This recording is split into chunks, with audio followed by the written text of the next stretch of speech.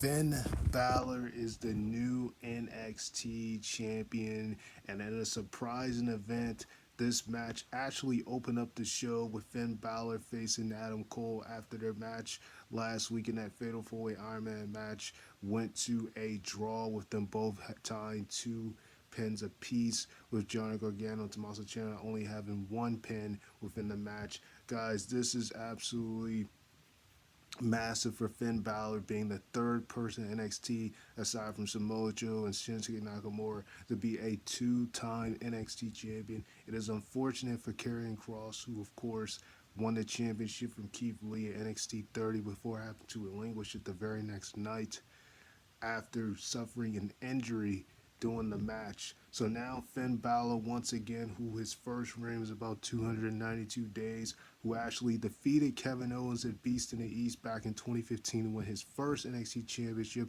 is once again NXT champion in a really incredible match between him and Adam Cole.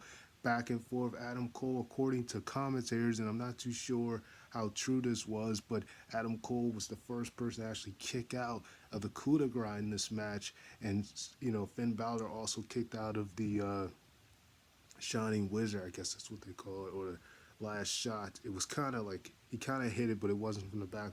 Finn Balor, he kicked out of that.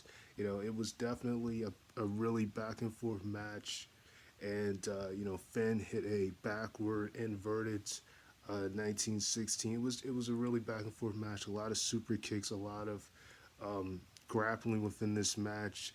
Finn actually was caught in a figure four by Adam Cole for a good portion of the match, and Finn managed to get out of it. So this is definitely huge for Finn Balor. Just to think that over almost a year from now, almost a year ago, around the same time period, it was around late September this month or early October, Finn had actually came to NXT after taking a sabbatical for a short period of time after his match with The Fiend at SummerSlam, because he said he needed to recharge. And, it's funny because when he first came back, he turned heel and actually struck Johnny Gargano.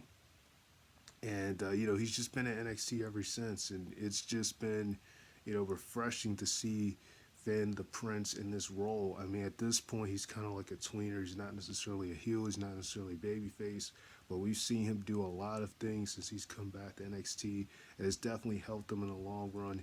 I mean, at one point, we thought that he was going to actually be involved in the North American Championship match, but that did not happen. But ever since he's been in NXT, we have yet to see him lose. Ever since he came back to NXT, we have yet to see him lose on a pay-per-view at NXT. He actually holds one of the most wins at NXT pay-per-views, as he defeated Timothy Thatcher at NXT 30. He also defeated Johnny Gargano in a really amazing match. I believe that was at NXT. I can't think of where it was right now. I think it was, but he defeated. He actually defeated, you know, Johnny Gargano at a takeover earlier this year. Um, I think it was Orlando, however you call it. He defeated him in that earlier this year. So we've seen, Finn Balor just really, just go at his own, just really transform himself ever since he came back to NXT.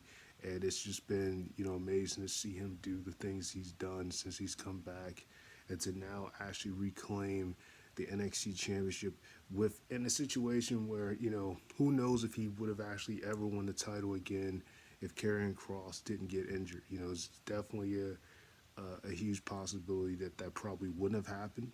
But to see from him actually having a match with Timothy Thatcher that I believe kicked off the show at NXT TakeOver 30, and to now, defeat Adam Cole, who actually held the championship longer than Finn Balor for 403 days, and then to defeat Adam Cole, which really that's something that he would have done during their previous encounter sometime last year, or I think it was early this year. But Johnny Gargano stopped that from happening, which is kind of what led to their match at Takeover earlier this year, in which Finn actually won that match.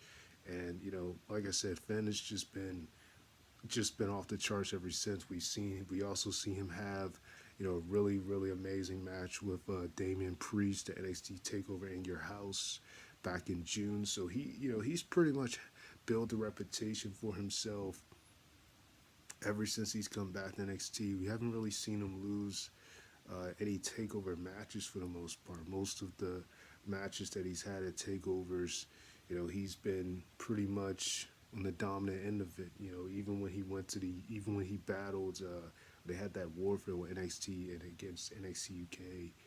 He beat someone from UK.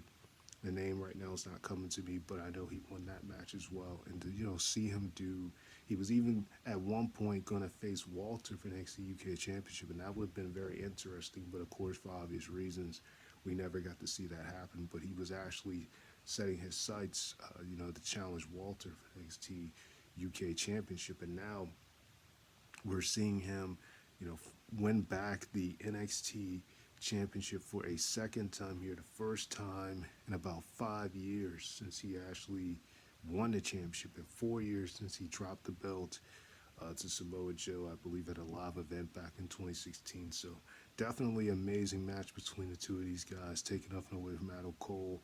I think the right man won here. Finn Balor definitely stepped up his game, and we've seen him just kind of reinvent himself, with this Prince persona that he actually used even deeper when he was in New Japan, from things I've heard people say. And, it just, it's nice to see him win the NXT Championship in this fashion. Then they showed a clip of him backstage that showed him shaking hands with Adam Cole, and people clapping for him backstage, and him actually shaking Triple H's hand and everything. And then that's when he said that people ask why I came back to NXT. It's for this right here. This is why I came by. And, it all worked out for him, because he didn't win that match, that qualifying match for the ladder match, to be involved in that ladder match for the vacant North American Championship that Keith Lee had vacated for the sake of everyone else, all the other talents. But at the end of the day, it worked out for him, because he wasn't in that match. But at the end of it, it worked out for him, because he still ended up, getting a even bigger opportunity at the NXT Championship, only to win against Adam Cole, and he was the favorite to win that match. And once again, Finn Balor has stepped his throne. It's going to be interesting to see, because I'm not too sure how long Karrion Kross is supposed to be out, but I'm sure that when he comes back, he's definitely going to get his hands on that NXT Championship. So it's going to be interesting to see how long Finn actually holds on to the belt this time. I don't think he'll hold on to it as long as he did the first time, because I don't think Karrion Kross' injury is going to leave him out for that long.